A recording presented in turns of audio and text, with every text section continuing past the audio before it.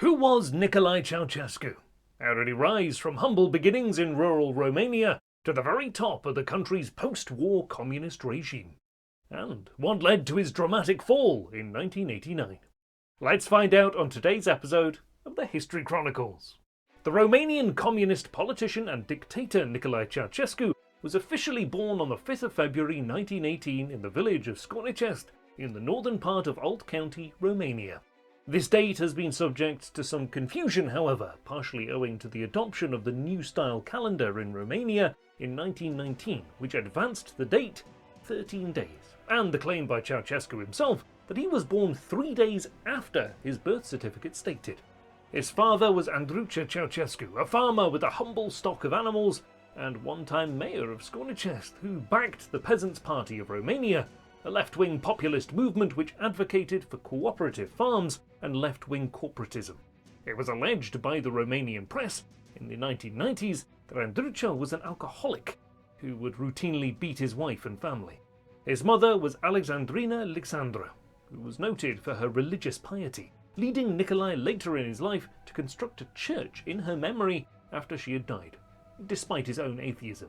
Nicolae Ceausescu's childhood remains somewhat of a mystery, and has been subject to great press speculation, which was particularly prevalent in the aftermath of his fall from power. It was reported that Ceausescu ran away from his abusive father after his 11th birthday and travelled to work as a shoemaker in the workshop of Alexandru Sandulescu. Sandulescu was the man credited with introducing Ceausescu to far-left ideologies, he himself being an illicit member of the banned Communist Party. Ceausescu was soon after arrested for street fighting during a strike and joined the Communist Party in 1932. By the mid-1930s, Ceausescu had become deeply involved in Communist Party agitation, a secret police file naming him a dangerous agitator and recording his activities as a distributor of communist and anti-fascist literature, crimes for which he was imprisoned in 1936 and then released in 1939. Very soon after being released, Ceausescu was once again arrested and imprisoned for conspiracy to violate the social order, serving much of this prison time during the Second World War, and using this time to network with other communist and left-wing agitators, such as Gheorghe Georgiu Dej, who would later become the first communist leader of Romania. Ceausescu, alongside his fellow communist inmates in the Târgu Jiu internment camp, used this time to read the writings of Marx, Engels, Lenin and Stalin, and planned their political futures along these lines, in an orthodoxy overseen by Gheorghe Georgiu Dej. Once the war had concluded, Romania progressively fell under the influence of the USSR, and in 1947 the Communist Party seized power completely with the overthrow of King Michael I, who was forced to abdicate after members of the pro-communist Tudor Vladimirescu division had surrounded his Elizabeta Palace in Bucharest, led by Gheorghe Gheorghiu Dej. Gheorghe Georgiu Dej rewarded Ceausescu for his loyalty to the cause and made him head of the Ministry of Agriculture and a major general in the army. After a series of purges in the early 1950s, Ceausescu was promoted further and made a member of the Central Committee, a reward aided by the fact that Ceausescu had not fled to the USSR during the war and had remained close to Georgiu Dej. In 1965, Georgiu Dej died, leaving a power vacuum in the Communist Party and no obvious successor. After a period of intense internal conflict, senior members of the party turned to Ceausescu as a compromise candidate, leading to his promotion to General Secretary on the 22nd of March 1965. Immediately after gaining power, Ceausescu engaged in a ruthless campaign of power consolidation, declaring that Romania was a socialist republic rather than a people's republic, and centralizing his power by appointing himself President of the State Council, a move which made him, in practice, the head of state. His political opponents were rounded up and imprisoned. Ceausescu's relatively antagonistic foreign policy toward the USSR made him a more palatable figure for NATO states, a popularity which was furthered in the late 1960s with his decision to end press censorship and withdraw Romania from the Warsaw Pact, in all but name. He formally condemned the Soviet-led 1968 invasion of Czechoslovakia and travelled to Prague in its aftermath to console the Czechoslovakian leader Alexander Doddy, stating, "The incursion in Czechoslovakia of the troops belonging to the 5 socialist countries represents a big mistake and a serious threat to peace in Europe and for the destiny of socialism in the world." Despite these more progressive acts, Ceausescu enforced a program of highly conservative social policies on the domestic stage, banning abortion and contraception, with women suffering miscarriages inspected by the police under suspicion of having had an abortion, and those without children interrogated about their sexual and personal lives. In 1966, Decree 770 was introduced in Romania, which introduced a system of reward for mothers who had more than 5 children, and commanded that women were to be monitored monthly by a gynecologist, contraceptives effectively banned, and pregnancies monitored for their duration. These highly controlling policies led to a swell in the Romanian population, which was tragically reflected in the massive increase in number of children being admitted to orphanages, with parental abandonment becoming a serious problem. Many children in this system suffered considerably as a result of their experiences. During the 1970s, Ceausescu furthered his policies of openness toward NATO and the West, becoming one of the first Warsaw Pact states to recognise the legitimacy of West Germany and the first to receive a US president, Richard Nixon.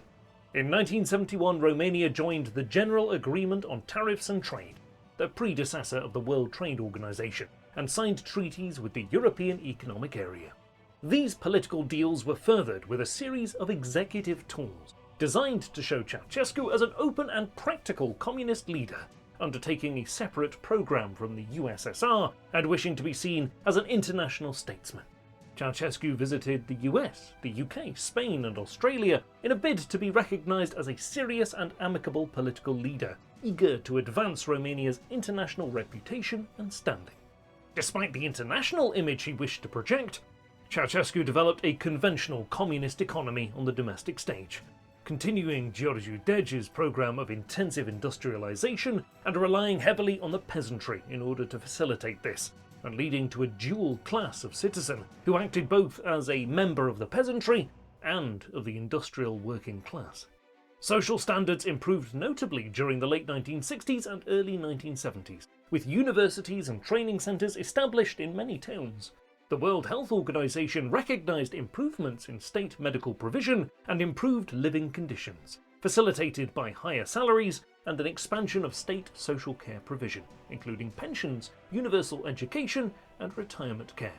In 1971, Ceausescu toured Asian communist states such as China, North Korea, and North Vietnam, developing a close rapport with leaders such as Kim Il-sung and Mao Zedong, and becoming an admirer of their well-developed cults of personality and their capacity to operate independently of the Soviet Union. Indeed, this admiration led Ceausescu to emulate not only the doctrine of the cult of personality, but also the North Korean Juche ideology of self-reliance and Maoism, ordering the translation of relevant ideological materials into Romanian and distributing them around the country. In July 1971, Ceausescu delivered a speech to the Executive Committee of the Communist Party of Romania and declared a series of ideological proposals in a highly Maoist style, known as the July Theses.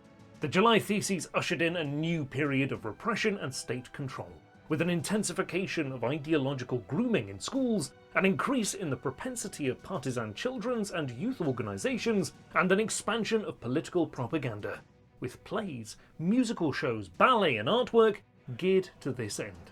The theses led to a wider attack on cultural autonomy in Romania and worked to centralize the arts, education, literature and leisure activities to the party and the communist ideology, with strict ideological conformity demanded from people at all levels of society.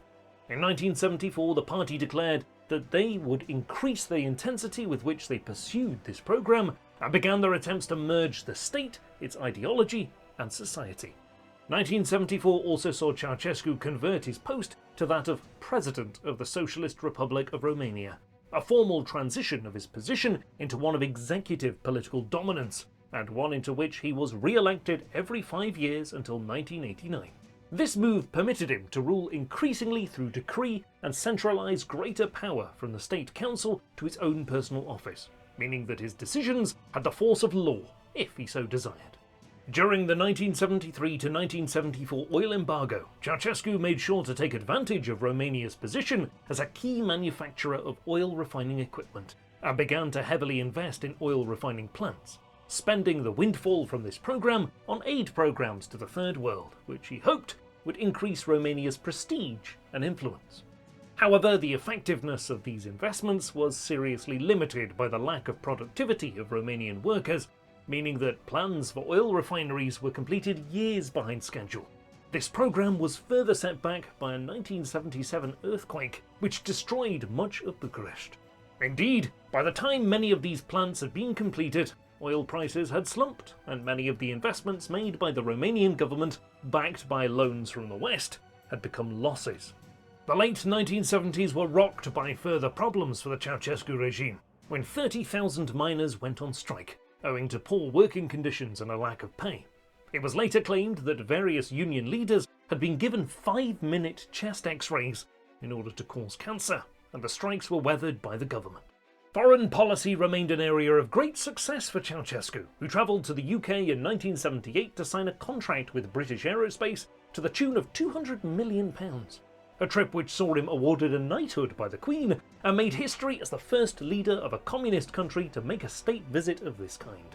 Domestic policy remained an area of concern into the 1980s and was characterised by a 1986 referendum which saw the state determined to pay off all foreign debt incurred by the country, an ambition which dominated much of Romania's political programme toward the end of the decade. The focus on repaying foreign debt meant that domestic spending and stimulus was limited, leading to a period of economic stagnation and setting the stage for an economic crisis. Household energy use was severely limited by the state, and increased material costs were not alleviated, leading to a decline in industrial output toward the end of the 1980s. In 1987, the pressure caused by these economic policies was sufficient to warrant a rebellion. Brașov, a major industrial centre, saw 20,000 workers mobilise against Ceausescu's policies of rationing, energy and food consumption restrictions, and lowered income, which was only quelled when the armed forces and the secret police surrounded the city centre and arrested some 300 protesters, accused of disturbing the public peace, many of whom were later subject to torture and excessive prison sentences, which ran between 6 months and 3 years. Poorly planned economic policies, seditious political movements amongst the population, and a general decline in living conditions characterised the final years of the regime, which drew to a dramatic close in 1989. November 1989 saw Ceausescu re-elected as president and give a speech denouncing the anti-communist revolutions occurring across the Eastern Bloc. By December 1989, Romania was one of the only remaining hardline communist states in the Warsaw Pact, and Ceausescu's reign was in its twilight. In mid-December 1989, protests ignited across the country in response to the government's attempt to evict Laszlo Tokes, an ethnic Hungarian pastor who had been accused by the state of inciting ethnic hatred. Protesters, who had gathered locally to defend Tokes, were joined by many others, notably a group of Romanian students who used this as an opportunity to oppose the government more widely. This protest was regarded as a serious threat by the Romanian police and armed forces, who fired on protesters and killed numerous men, women, and children who had been peacefully demonstrating against the state. Ceausescu himself had gone to Iran for a state visit and returned on the 20th of December to widespread opposition. In an attempt to quell the national mood, Ceausescu staged a demonstration of support in Bucharest, designed to look like a spontaneous march in support of the regime. Romanian citizens circumvented state propaganda by accessing Western media and independent news outlets, which broadcast information about anti-Ceausescu movements across the country. This demonstration, held on the 21st of December, was addressed by Ceausescu in Revolution Square, where he began to deliver a speech which closely resembled his other addresses, speaking of the achievements of the socialist revolution and the communist government. The crowd responded poorly and began to chant insults and booed. Ceausescu attempted to order calm by raising his right hand. However, the crowd continued to bellow and chant, with Ceausescu's offer of increased wages shouted down by protesters. This having failed, Ceausescu retreated and took cover in the building of the Central Committee. The 22nd of December brought a full-blown crisis. Ceausescu's defence minister, Vasil Milia, had committed suicide, although his death was reported as an assassination, turning much of the army against Ceausescu, with protests spreading to all cities in Romania. Ceausescu attempted a final speech, although he soon had to take cover as protesters hurled projectiles at him. Soon after, Ceausescu gathered his wife and managed to escape from the roof of the building via helicopter.